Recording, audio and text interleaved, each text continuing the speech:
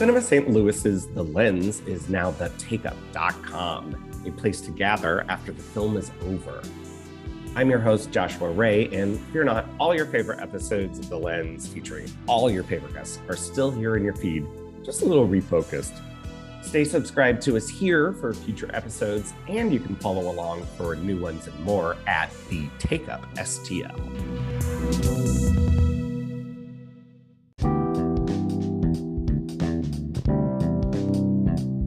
Thank you for joining us on The Lens, a Cinema St. Louis podcast. I'm your host, Joshua Ray, and while we're on a bit of a summer vacation, occasionally we're going to come on and do some now showing.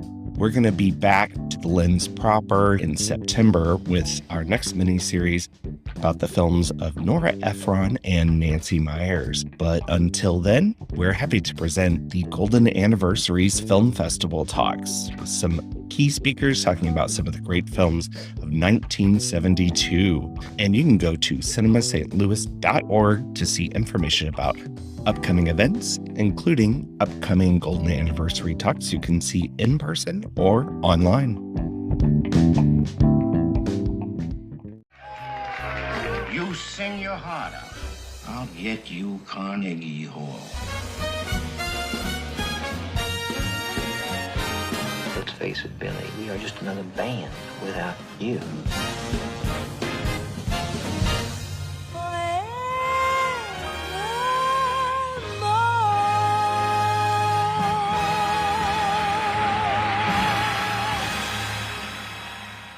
Hello, this is Cliff Freilich.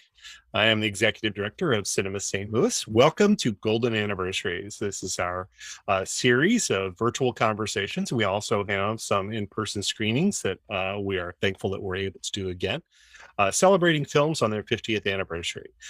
Tonight, we're going to be discussing with Charles Taylor. I'll talk a little bit more about Charlie in a minute and turn things over to him. Lady Sings the Blues, the film from 1972, starring Diana Ross. Before we get to my introduction, Charlie, I want to first thank the St. Louis Public Library. They are the sponsors of all of our Golden Anniversary events, both the virtual conversations, such as this one, but also our live presentations, which take place at the Central Library downtown.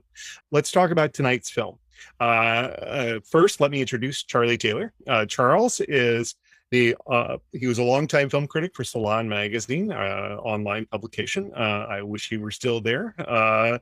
He just did a brilliant piece, I thought, a tribute to Ray Liotta for Esquire Magazine. I encourage you to seek that out if you haven't stumbled across it already. And he wrote a terrific book dealing with the films of the 70s, sort of not below the radar films so much as they're not the films that we think of top of mind when it comes to films of the 1970s, the Godfathers and the like. These are he calls it the shadow cinema. It's called Opening Wednesday at a Theater or Drive-In Near You, and I cannot recommend it more strongly. Chris, my colleague Chris Clark, is going to be putting the link to purchase this book on the chat. So please take advantage. Now let's turn things over. As this always happens, we're going to be first turning things over to Charlie to talk about Lady Sings the Blues at whatever length he'd like on a solo front. And then we will have a conversation. I'll ask him questions, make a few observations probably, but you are part of this process. If you have questions or observations that you'd like to make, please put them into the chat function, and then I'll relay those to Charlie. All right, let's turn things over to Charles Taylor. Take it away, Charlie. Thank you, Cliff. As always, I want to thank Cinema St. Louis and Public Library for doing this. And Cliff, especially tonight, I want to thank you and all your work you've done here over the years. It means a lot. And obviously, I want to thank everyone who's dialed in to watch. I'm very happy to be here to talk about Lady Sings the Blues, which is not only, I think, an important movie, but at this point, something of a forgotten one. And it's a movie that, though it's set from the 20s through the 50s, is very much part of the time in which it was made. It reflects the hard-edged pessimism of the years of benign neglect as Daniel Moynihan wrote to Richard Nixon, that followed the victories of the civil rights era. And it's also a movie whose existence says something about our current failure to bring stories of America's Black heritage to the screen. Even in 1972, Lady Sings the Blues was something of a throwback to showbiz sagas of female heartbreak. Pictures like I'll Cry Tomorrow with Susan Hayward as Lillian Roth, or Love Me or Leave Me with Doris Day playing Ruth Etting. This was a genre that in the 70s was being left behind. But here was one of those movies about a great Black star, Billie Holiday, played by a contemporary star, Diana Ross, who audiences were excited to see on screen. Is the movie like its genre precedent, Sophie? Yes. Essentially, Lady Sings the Blues is the story of a self-destructive star who hungers for the love of a good man. Does it hew to the facts of Billie Holiday's life? No. And even Billie made no claims to the veracity of the memoir it's based on. But Lady Sings the Blues resonates in ways that even the good versions of this type of movie, like the tough-minded Love Me or Leave Me, don't. And at this point, I need to digress just a bit to talk about how biopics have become, at least among critics, so disliked. There have always been misunderstood and underrated genres. For years, it was musicals and westerns. Almost always, when you ask people who said they didn't like those movies, which ones they'd seen, it turned out they'd only seen bad examples of the genres. You can't exactly blame someone who's only seen The Sound of Music for not liking singing, for not liking, thinking they don't like musicals if they haven't seen Singing in the Rain or The Bandwagon. But I can't tell you how often I've heard critics now talk about biopics as if the entire genre were inevitably dead and musty and trite. And really, the only reason that has made sense to me for this is one that was identified a few years back by the critic Stephanie Zaharek, who said that critics have lost the ability to distinguish between conventions and cliches, which is to say, between the narrative and structural elements that power a story that snag an audience emotionally and give them an investment in what's going to happen, and those same elements done badly or listlessly. And if that means they underestimate or outright dismiss the excitement of saying Angela Bassett as Tina Turner, or Jamie Foxx as Ray Charles, or Joaquin Phoenix as Johnny Cash, or Marion Cotillard as Edith Piaf, or Ethan Hawke as Chet Baker, or Sam Riley as Ian Curtis, or Rami Malek in a movie as bad and enjoyable as Bohemian Rhapsody, or Austin Butler in the new Elvis. And these are among the most exciting performances of the last 30 years, I think. It doesn't seem to matter much to them. Conventions are both sturdy enough to keep drawing audiences into familiar stories and genres, and malleable enough to adopt to different times, to adopt to different attitudes. Westerns can mean both Stagecoach and The Wild Bunch. Musicals can mean both Top Hat and Pennies from Heaven. And as movies now open themselves to people who had never previously been the focus of movies, it allows for people in the audience who are like these newly represented characters on screen to feel as if they themselves are finally being seen. I do want to offer a slight caveat to the notion of seeing ourselves on screen. If we're honest, no matter who we are, we'll admit that part of the appeal of movies has always been that the people on screen are so different from us. Of course, white people have always been able to go to the movies and see themselves. But have you ever known anyone who saw Cary Grant or Humphrey Bogart or Ava Gardner or Brad Pitt or Angelina Jolie, for that matter, and felt like they were seeing themselves? We aspire to be those people, to be that sexy, that glamorous, that quick-witted or resourceful. And it would be a tragedy if the long overdue need for wider representation resulted in a new kind of segregation on screen.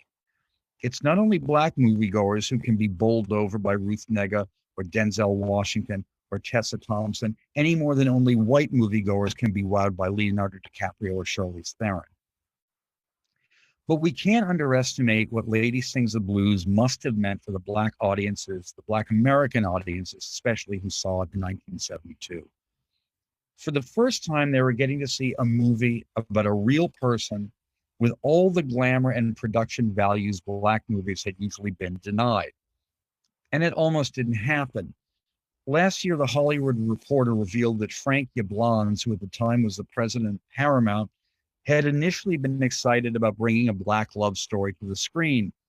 But as the film's budget expanded, he said he'd never spend more than $2 million on a Black movie, which is what led Berry Gordy, the founder of Motown, to write Yablans a check for that amount, cover the rest of the production costs, and get himself named the film's producer. Lady Sings the Blues delivers the glamour that audiences were hoping to find in Diana Ross's first starring vehicle.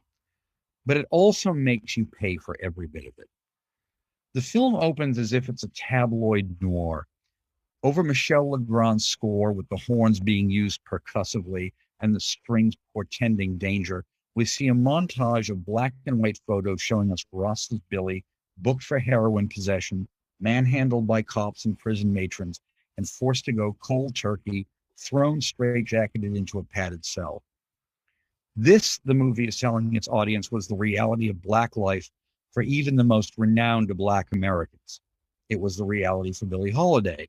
And every second she's on screen, Diana Ross makes us believe she's living out this reality. The sight of Ross, her hair blown out, her face close to a kabuki mask of agony, hovers over everything that follows in the movie. Seeing this first when you bought a ticket expecting glamour is as jarring as the lines in Frank O'Hara's personal poem, one of his celebrations of New York City, when he sits down to lunch with the poet Leroy Jones and hears that the night before, Miles Davis was clubbed by cops outside of Birdland for walking a white lady to a taxi. There's a reason that the critic Greil Marcus said Ross stalked the screen in this movie. And there's a reason he linked Lady Sings the Blues to the Black music being made at the time. Music like Sly and the Family Stones, There's a Riot Going On, The Temptations' Papa Was a Rolling Stone, The Undisputed Truth, Smiling Faces Sometimes, the OJ's Backstabbers. This was music that meant to chart what the civil rights years hadn't changed, how the law and order ethos of the Nixon years was grinding people down. This was music that acknowledged both the toll of dope on Black America and, in music like Curtis Mayfield's soundtrack for Superfly, disgust at choosing it. When the movie opens with the 15-year-old Billy working as a cleaning girl in a local brothel, Diana Ross has the playfulness of a child. You see that throughout the first part of her performance. You see it when she's resting her face on her hands as she listens to a Blues 78 for the umpteenth time. The way she sneaks a drag off a hooker's cigarette, the way she breaks into an impromptu game of hopscotch when she skips down the street, or the way she steals into a basement blues club, peeking down the stairs like a kid who can't sleep, spying on the grown-up party down below. The playfulness is there in the joy of her first vocal performances. But there's much more to this performance. When Billy gets a job singing at a cooch joint where she's expected to lift her dress and pick up the money the patrons leave at the end of tables, it's not only shyness or embarrassment that won't let her do it. It's her artist's stubborn insistence on doing things her way. She won't pick up that money any more than she'll change her style of singing to please a crowd used to boisterous renditions of whorehouse-style blues. And it's easy for those of us who surrendered to Billie Holiday the first time we heard her to overlook something that Diana Ross understood instinctively. That no matter how seductive that voice, Billie was an artist who insisted you come to her. The seeming quiet of her voice can sound as if we're listening to a private rumination, as if we're overhearing it. And this may be why, for so many of us, listening to Billie has always been solitary activity. Part of the appeal, of course, is the luxury of romantic disappointment she allows you to lose yourself in. But even as she's singing something as upbeat as What a Little Moonlight Can Do, you don't want anyone or anything to knock you out of the mood she creates. an aura she's wrapped herself in. No one else has ever sounded like Billie, and the best tributes, like Cassandra Wilson's Coming Forth by Day, don't even try. But Diana Ross did have to try. Purists have never done anything much for any art, and jazz purists are among the most insufferable. Before Lady Sings the Blues came out, Ross was subject to a lot of criticism for being a pop singer daring to play Lady Day. After it came out, she was subject to criticism for not being Lady Day. One hapless British critic even said Ross missed the literary quality of Billie's phrasing, as if that were what had drawn people to listening to Billie all these years. To my ear, Ross is lacking only once. When she chooses to sing Strange Fruit, Billie's response to Southern lynchings of blacks as someone torn open by what she's seen touring the South with a white big band, as Billie did with Artie Shaw's band. Billie sang that song in a different way, with lethal control, refusing to play the victim. She sang to flay her audience. The people she was singing about hadn't been spared. Why should anybody else be? But capturing the sound of Strange Fruit is a monumental task, and Ross works to honor Billie without resorting to slavish imitation. She didn't become a jazz singer here, but there's not a moment in her vocals that's underfelt, and she makes the music work dramatically, which is not an easy thing to do. It's very common to compare the swing of Billie's early sides on Columbia with the slower, thicker delivery of her work on Commodore and later on Verve. Ross does something brave here, and also something that's not easy to take. She makes that slowness a result of Billie giving into heroin. She shows us an already moody and interior performer threatening to disappear into herself. The movie script has all the predictable elements about the toll of life on the road, and it includes the movie's very worst idea. The musician who gets Billie hooked, played by Paul Hampton, is a blonde-haired, blue-eyed snake who might as well be doing every scene with a sign around his neck that says White Devil. You can dismiss every tired line in the picture about the hell of life on the road, but you can't dismiss what Ross shows you, the price Billie pays for each performance. Some years back, live shows of the great British punk band Joy Division were released on bonuses of reissues of the group's albums. And listening to what the tortured singer Ian Curtis was tearing from himself on stage, it sounded almost obscene to hear the audience applauding.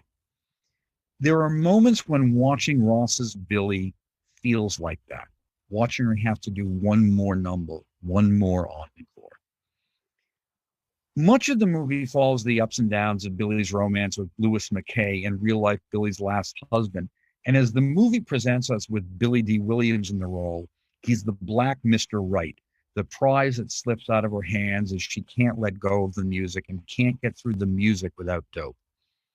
It all ends in a combined moment of triumph and tragedy. What keeps it from succumbing to those cliches is that the director, Sidney J. Furie, trusted his cast to improvise some of the scenes.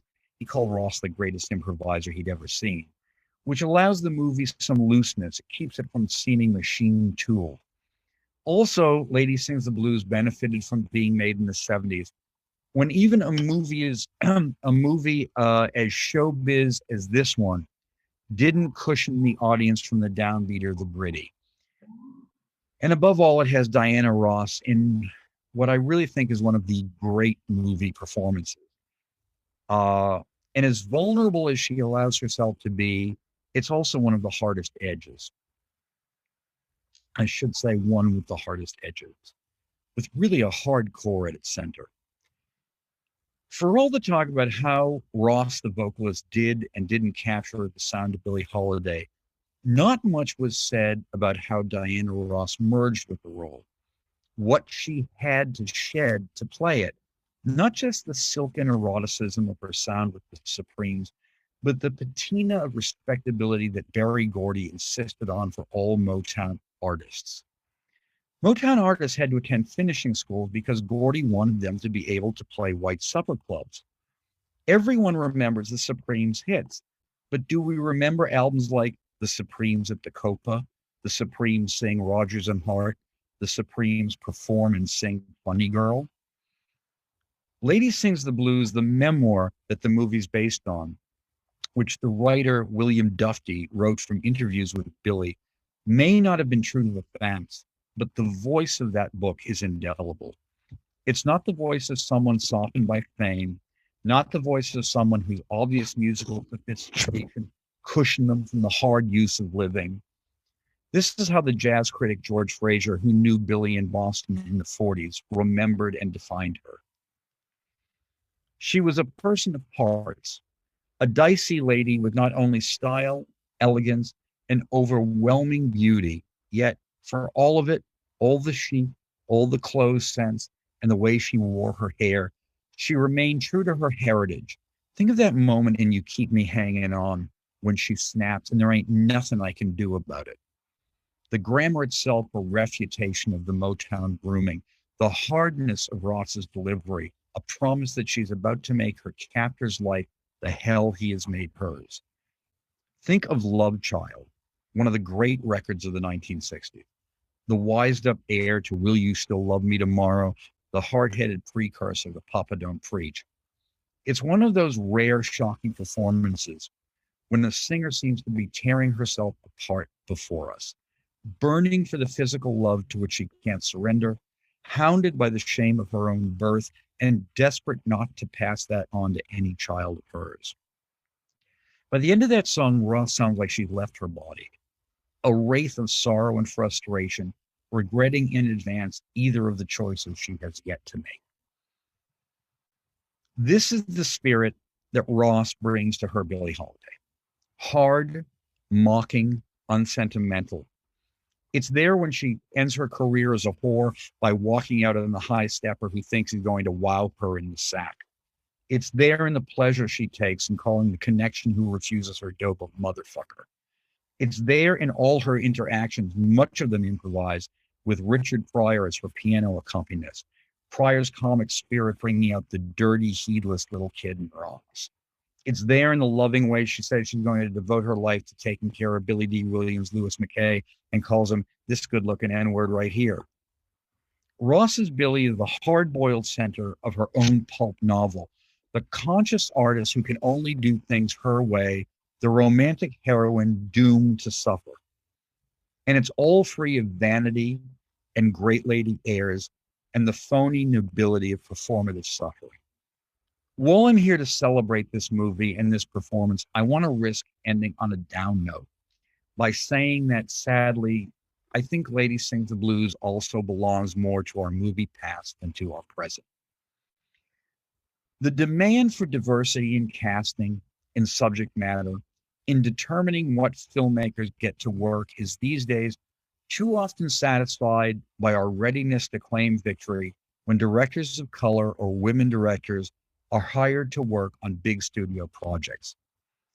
But really, this is now the equivalent of corporations who trumpet their diversity hires while perpetuating the systems that add to the divisions in wealth and opportunity and equality that have made our time a second and quite ugly Gilded Age.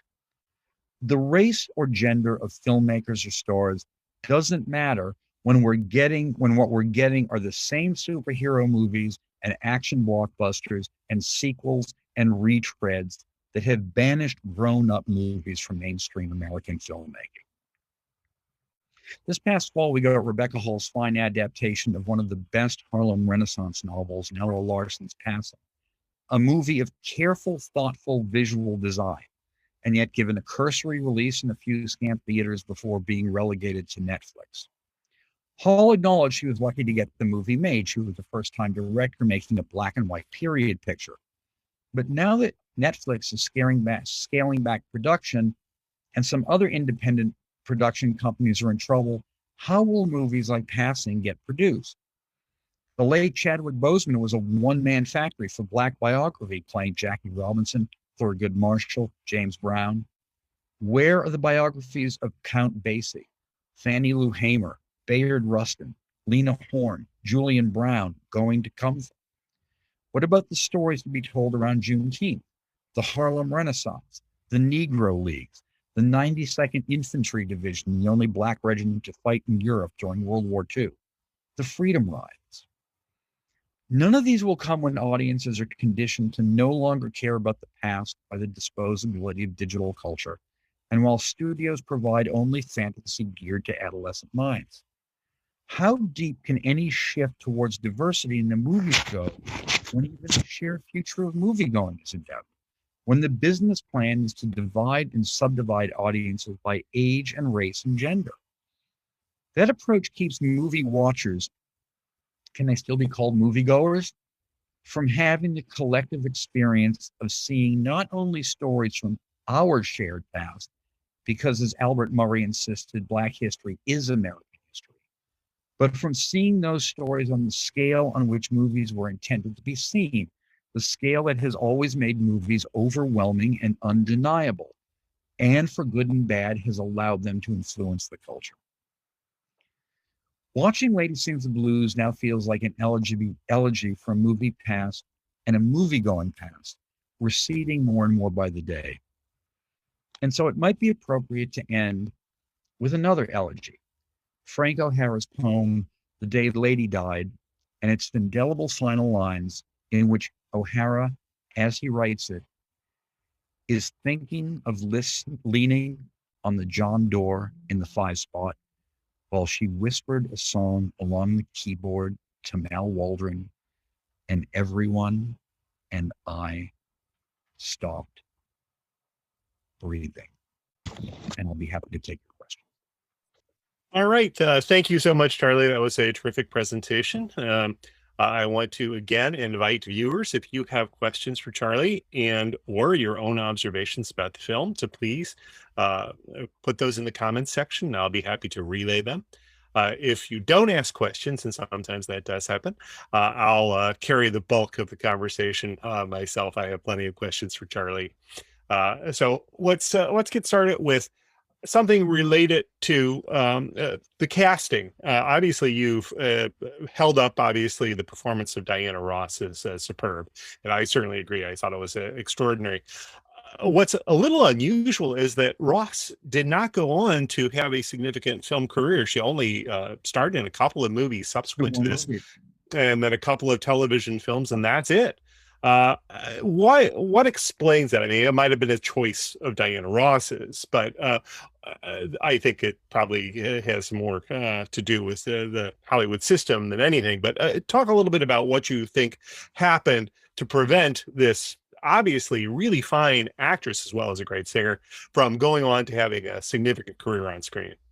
You know, I'm sure that the scarcity of opportunities for Black actors had something to do with it, but Ross made terrible choices. She followed this up with Mahogany, which is really a camp classic in which she gives in to every one of the diva airs that she divided with, that she avoided here. You know, you watch someone in Lady Sings the Blues who lays herself bare. And then it's like in Mahogany, she takes on all of those gestures and attitudes that Lady Sings the Blues stood in reaction to. And you know, as far as her playing, how old is Dorothy? 12, 14 in The Wiz? You know, I mean, you can say something that, you know, it's made by that great director of musicals, Sidney Lumet, but it really is one of the wasted, as far as her acting goes, it is one of the great wastes, I think, in movies. And it makes me very sad because, you know, you hear all the stories about her diva ways and all this, but, you know, and I don't mean this in a kind of, you know, showy fan way, but the best of her work taken together makes her someone to revere. And I mean that. I really mean that. And part of it, I'm sure, is all three of the films that she made were made under the auspices of Motown. And in fact, Barry Gordy was the credited director of Mahogany.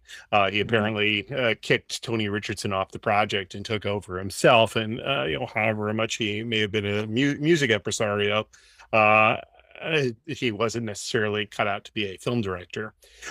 So that also, I'm sure, influenced the choices that Ross might have made with regard to her performance in that film. Yeah, I mean, Gordy, he was looking for a vehicle for her, and he was looking for something when Lady Sings the Blues came along.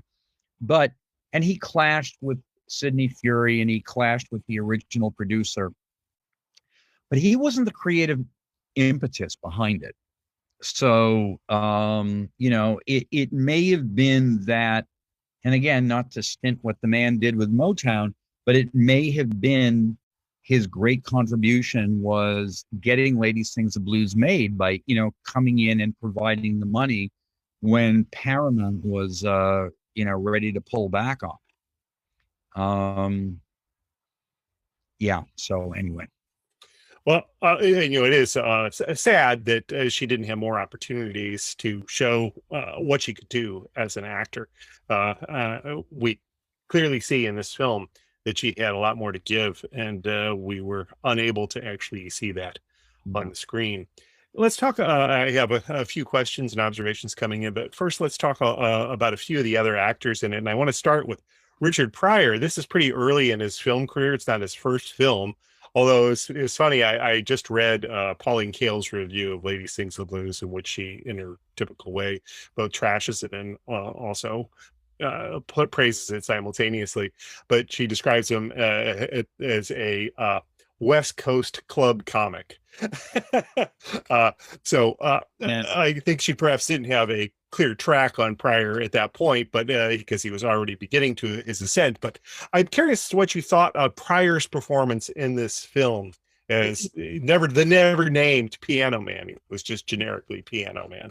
Yeah, it's interesting that the movie is, for something that is such a showbiz movie, for, such in that genre, which is usually very tightly controlled to work towards the heartbreak of the finale, he gets space to be Richard Pryor.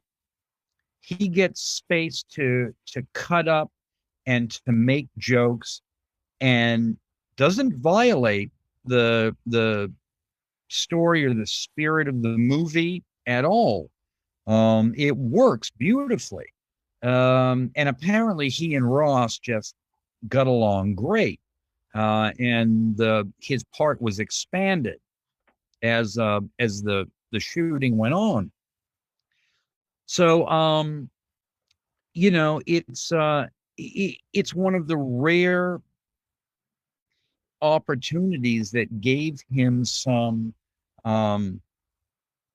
space to do what he did best, because I'm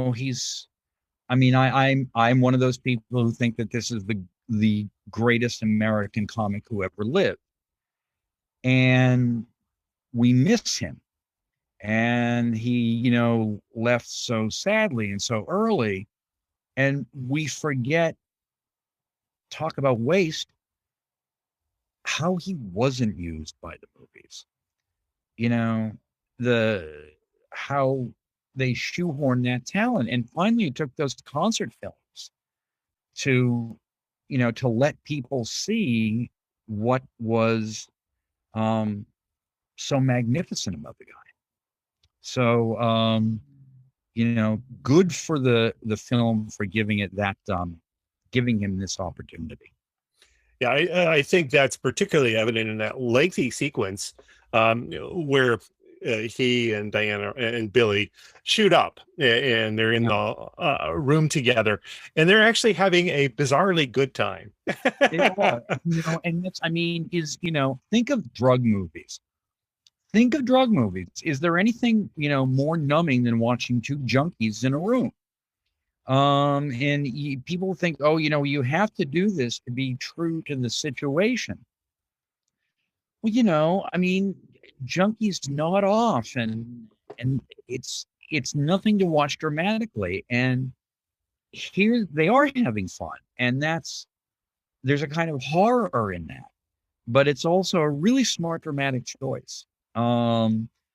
Because you know what they're doing and because they're so in tune with each other, but you're also, aware of what it is that these people are killing themselves, and having a great time doing it. The other major performance in this film, or the major character in the film, is of course played by Billy D. Williams, her boyfriend, then eventually husband, Louis McKay, who apparently is totally laundered here with regard to the character. The real man was anything but someone who was a savior, which is how he's portrayed in this film. He's much more akin to the devil as far as the way in which he treats the real life Billie Holiday. But what did you think of Billy D. Williams in this film? He's certainly styled as being sort of like a black Cary Grant in this. He doesn't get in the way. That's sort of the best thing I can say. He's not terrible. He's great to look at. And they were looking at Paul Winfield for the role, but it was someone, I think it was Gordy, who said, "Oh, let's give black girls a black Clark Gable." Mm-hmm. And he's not. I don't think he's dead on the screen. I think he's good looking, and he fulfills the function that the movie sets out for, which unfortunately is somewhat limited and Hollywood, very Hollywoodized. All right, we do have a couple of questions and observations. Charles Jacobson asks, why weren't there many more racial epithets? There was lots of space for them. Do you think that they were doing a little self-censorship here as far as the way in which they handled those situations? I know they were, and the people talking about talking about the writing the screenplay have said that, and I think that the authenticity of the movie comes elsewhere. I think you probably have to take into account that at the time, and it's still true, that they didn't want to look to be giving it into cliches of black life. I mentioned Albert Murray in the talk, the great African-American novelist and essayist, and he this is maybe the best way to answer your question. A forgotten book now, but Man-Child in the Promised Land by Claude Brown came out in the 60s, and it was about life in Harlem, and it was quite gritty and quite profane, and white critics fell over it saying, "Oh, this is so authentic. And somebody said, this book is about what it means to be black." And Murray said, it is nothing of the sort. It doesn't tell you what it's like to be the barman at Small's Paradise. It doesn't tell you what it's like to be the social editor of the Amsterdam News. And I'm sure a lot of white Americans, the news at the Amsterdam News had a social editor, was news. I think that the makers, from what I'm guessing, did not want to get lost in what Murray called social science fiction. I don't mean social science fiction. I mean social science fiction. They did not want to reduce everything to a catalog of black pathology, which is still what you see in a lot of very acclaimed films. So I think that, if I were to have to guess the answer to your question, that's what I'd say. Okay. Benjamin Hett asks and says, thanks for a brilliant talk, Mr. Taylor. And I have already asked you this question in advance, so I know you can't do this, but I'll mention this. Would you be game to venture a comparison to the Billie Holiday movie that came out last year, which you have not seen? I have not seen it, Mr. Het. So I can't. Yeah, I'll venture a little bit in the sense that although it certainly hews to some of the facts of Billie Holiday's life with a little bit more faithfulness than A Lady Sings the Blues, it also because the director Lee Daniels is wildly over the top in the way in which things are portrayed, but the central performance I thought was quite extraordinary. So from that point of view, I think that they make for an interesting comparison contrast, and certainly as a double bill sometime down the line, if somebody wants to do it, would make for an interesting discussion. Um, Charles Jacobson comes back and asks, I was waiting for all the man trouble she had. Why didn't they show that better? We only see really one significant man in her life, Louis McKay, and we don't see all the other men and women that were part of her romantic and sexual life. It's called telescoping. They telescoped her husbands into that one character. Dramatically, I think they made the right choice. Okay, I wanted to change gears ever so slightly and talk a little bit. I hope you're able to do this. I didn't ask you in advance, but I suspect you have a pretty interesting take on the director of this film, Sidney J. Furie, who is certainly not somebody who most people have great familiarity with. This is the film probably they know him best for, if they know him at all, although he certainly has other films. The Ipcris File is probably the one that most people are going to name. What do you think of Sidney J. Furie just in general in his career? It's been so long. I don't want to venture because it's been so long since I've seen the significant ones, like the Leather Boys and Little Foss and Big Halsey. So I hesitate to give an overview. I think, and I hope I conveyed it. He does something here which I think is very difficult. He stays in a genre which is maybe more programmatic than most other types of genres. There are very definitely ways in which you make the showbiz rise and fall story. I think it's a tribute to what he does, that the thing that can always lag a little bit, the downslide of the performer, doesn't lag here. He makes it he doesn't make it a drag to watch. And he's alive to his performers. And the fact that he wanted to improvise, that he wanted to take, and give that element to this movie. I mean, there are things in this, there are scenes in it, although you watch it, maybe, you, Cliff, and I watch it aware of what was different about it from at the time. Movies were getting away from this type of thing. They were doing genres in new, realistic ways, and this seemed much more old-fashioned than some of the things that were around it. But watching it again to get ready for this, I was thinking of how often the scenes feel loose and improvised within that framework.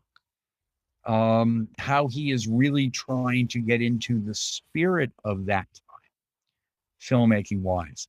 So I regret that, I haven't seen those movies again more recently to say something about, but I think what he does here is a fine job, and I think it's a movie that could seem very stiff otherwise if he hadn't have brought that again, I'll use the word, that looseness to it, if he wasn't so adept at balancing the glamour with the grit. He's had a certainly fascinating career. He is a Canadian filmmaker, and he started when the Canadian film industry was not particularly vital, and he made some important films to sort of help push that along. And then he went over to England and made several films, including The Leather Boys, which is a big, perhaps the most famous of those. And then eventually came to America and started making films here, and had a very successful career. And he's still alive. He made his last film in 2014, so it's been a while since he's last made a film, but he's still kicking. And certainly, if you look at his overall filmography, I'm not that familiar with it, but there are people who will definitely extol the entity. I'm not a big horror guy, but I know people who are very much into horror, and I know Scorsese finds that one of the scariest films ever made. With Barbara Hershey. Yes. Yeah, I have not seen that, and that movie has really developed, has gotten a strong critical following in the years since it's been made. I know that. And I know the Boys in Company C, which again I have not seen, was supposedly an influence on Kubrick when he made Full Metal Jacket. Mm-hmm. So there's more. I think there's probably more to be dug out of Sidney J. Fury's career than he was given credit for at the time. It's always good to have stuff to go back to. Perhaps you can investigate further for your next book, Charlie. All right, so I did want to bring up him in particular because I thought that he was an interesting figure. Again, if folks have other questions, please ask. But I wanted to also talk a little bit about the topic that you raised at the beginning, and that is the biopic and how it's sort of been dismissed in recent years, in particular, as being not a genre that is respected or critically embraced. I'm curious if you, I haven't again prepared you for these questions, so I don't know how easily you'll be able to call these up from memory. But I'm curious as if you have a couple of favorite biopics that you would encourage people to see as counterexamples to exactly the reasons why you should pursue. And you were talking about those central performances being really extraordinary in the films that you cited in your talk. But if there are any others that you might be interested in, sort of steering people to. Oh boy. Again, it's unfair not having told you about this in advance. It's not unfair. I mean, God, I should be able to think. We for a long time, a lot of those things were, like the Paul Muni movies, Louis Pasteur and Emile Zola. They were take your medicine movies. Here's the life of this great man laid out for you. And so my criterion for this isn't how true is it, because I mean, if it's like whitewashing some horrendous person, that's one thing. But I don't know if a group of teenagers showed up in George M. Cohan's backyard to make fun of the headlines in Variety, but that's one of the great scenes in Yankee Doodle Dandy. Of recent years, let me talk about some things in recent years that I think slipped under the radar. Control. Anton Corbijn, the photographer turned director, his film about Ian Curtis, the lead singer for Joy Division, who I mentioned in the talk. Talk about a career that got cut off. One of the great tragedies in rock and roll. This incredible, lacerating band, and their lead singer hanged himself on the eve of their visit to America. Young age. I think he was 26. I think younger maybe. And there's the British actor Sam Riley plays him, and he's quite remarkable in the role. Quite remarkable. That's something you can get enough viewers. Born to Be Blue with Ethan Hawke as Chet Baker. And I'm one of the people who thinks that Ethan Hawke is maybe the best American actor of his generation. And he doesn't hold back a thing about Baker. He doesn't hold back the insidiousness, how terrible he could be and how charismatic he could be. And that's something I would love people to say. And another movie that Hawke is in, Maudie, And you're going to have to forgive me. I forget the name, but the movie is about a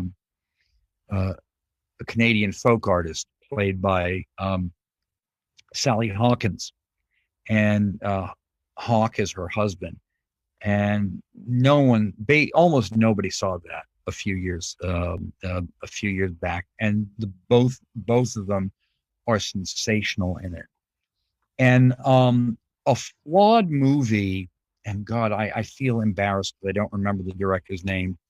A flawed movie that came out a few years ago called Professor Marston and the Wonder Woman, which is about the man who invented the Wonder Woman comic, and who lived in a menage a trois, a happy menage a trois with his wife and another woman for some years. Rebecca Hall's in that film. And for everything wrong with the movie, it is one of the least judgmental and joyous movies about people having a non-traditional sex life. So I would say,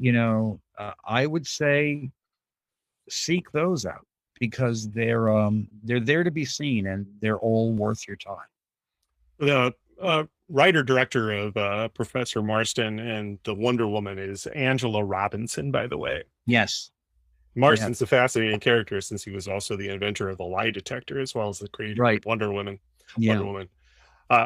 Speaking of Ethan Hawke, too, he gives an absolutely astonishing performance in a biopic of a sort, the miniseries The Good Lord Bird, as John Brown. I thought, truly extraordinary performance. The guy is a terrific actor, just a terrific actor. And yet I think really to get his due. I think he's getting there, but I think he's not. I think he's very similar on some levels to Jeff Bridges, in that it took a long while for people to fully appreciate Jeff Bridges, and the substance of his acting abilities, I think, was for many years entirely overlooked. And then it was only in the latter stages of his career that we've suddenly embraced him and have recognized that he's one of the best American actors, and what a range. But certainly it took a while for that to happen. I think Hawke is similar. Yeah, I agree. Now, I have another question for Charles Jacobson, which we'll probably end on, but I did want to ask a question. I'm curious as to, speaking of biopics about jazz figures whose lives end too early and who are drug addicted, what do you think of Clint Eastwood's Bird? Not much. Really? I find it kind of glum and underlit, as his movies almost always were from that time. I mean, I love the quality that Forrest Whitaker gets, that kind of shambling, quality. But I don't think much of the film. And I think that it doesn't do much to convey what was so exceptional about Charlie Parker. And no matter what a biopic does, whether it succeeds or fails, it has to make the case for what is great, what was individual about this person. One of the things that Baz Luhrmann does in Elvis, which is opening on Friday, is it makes you remember, or makes you realize again how truly shocking he was. And it doesn't let you say, oh, well, look at the people in the 50s, just reacting to this. It's like, no, this is shocking. This is really shocking to see. So I wish Eastwood had gotten some of that. But jazz biopics are hard to do, because people, often want to let structure go to hell, thinking that that's more reflective of the improvisatory nature of jazz. And it almost never works. All right, well, let's end. Charles Jacobson, by the way, has been quite active here. And he concludes here. I fully appreciated both of you commenting at your seeming best, despite my questions. Your questions were fine, Charles, and we appreciate them. But and let's give him the last word here. Why not show the workarounds Black folk had to endure on the road? A golden opportunity to show the South was missed. Black Major League ball players coming to St. Louis had to stay at private houses, for example, and that was many years later after Billy's trip. So, there are lots of things that are missing in this film, including the thing that I found most problematic was there's no recording sessions. It's like that whole part of her career is excised. Yeah. Well, as far as the workaround, it is in the movie. You see her lagging behind when they're going into a restaurant to get food. She can't follow them. I mean, the movie doesn't, tell you why it's happening, but it expects you to know. You see her having to go pee in the bushes, which Holiday writes about in Lady Sings the Blues, because she can't, there are no, she can't use a gas station. She can't use a restaurant bathroom. And when she does go, she, happens upon a lynching. So I think the movie does quite a good job showing you what black performers in the South had to go through. And in her case, she was a black performer traveling with a white band. And from what I've heard people like John Hammond say, and from what the little I heard Artie Shaw say in a documentary made about his life almost 40 years ago now, the story of her life is much more probable than what we've known. All right. Well, let's end on that note. Well, actually, I discuss a little bit. Did you find, like me, that it was a shame that we didn't get to see a little bit more about the positive aspects of her career? We see a lot of the things that obviously are detrimental to her career and the difficulties that she encounters, but we don't see her, she had great success at times. And of course, her records were very important, and that sort of is not addressed at all in the film. Well, she struggled with bookings, and she struggled financially. And, you get a sense of that with the stuff about the cabaret card, the card that all you had to have to play New York clubs, and was withheld from her because she had been arrested for drugs. And, the movie ends on what was a large triumph for her, playing Carnegie Hall. I felt the triumph came in the joy that woman took in the music. I felt the triumph came not only in the young Billie Holiday getting to perform her way, and the pleasure of that, but it also comes in what she's able to do when she's suffering. What the stuff that comes out of her when she's suffering. And I don't know that dramatizing a recording session, which is very much stop and start, and I don't know that would have allowed for the same thing in the way that showing it through live performance would have been. I can't be certain, but that's just my instinct. Mm-hmm. All right. Well, let's now wrap things up. Thank you again, Charlie. It's always a great pleasure to have you as the speaker at Golden Anniversaries. I hope that you're back again next year to share your thoughts. Thank you so much. All right. Great. Thank you again, Charlie. Again, it was a pleasure.